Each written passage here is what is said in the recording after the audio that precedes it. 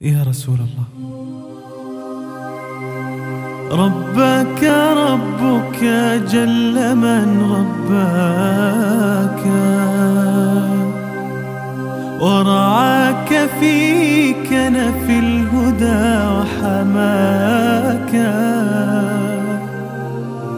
سواك في خلق عظيم وارتقى فيك الجمال، فجل من سواك صلى الله عليه وسلم.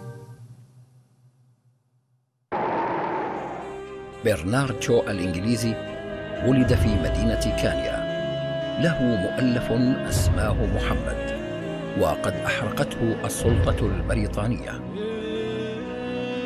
إن العالم أحوج ما يكون إلى رجل في مثل تفكير محمد، هذا النبي الذي وضع دينه دائما موضع الاحترام والإجلال، وإنه أقوى دين ليحتوي جميع المدنيات خالدا خلود الأبد. وإني أرى كثيرا من بني قومي قد دخلوا هذا الدين على بينة، وسيجد هذا الدين مجاله الفسيح في هذه القارة، يعني أوروبا. إن رجال الدين في القرون الوسطى ونتيجة للجهل أو التعصب قد رسموا لدين محمد صورة قاتمة.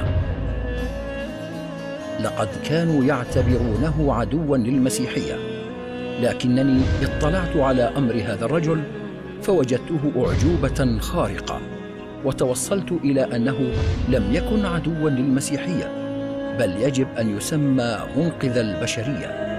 وفي رأيي أنه لو تولى أمر العالم اليوم لوفق في حل مشكلاتنا بما يؤمن السلام والسعادة التي يرنو البشر إليها.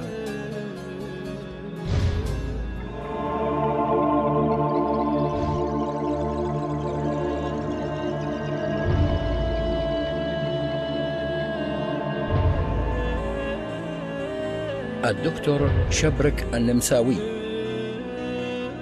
إن البشرية لتفتخر بانتساب رجل كمحمد إليها، إذ إنه رغم أميته استطاع قبل 11 قرناً أن يأتي بتشريع سنكون نحن الأوروبيين أسعد ما نكون إذا توصلنا إلى قمته.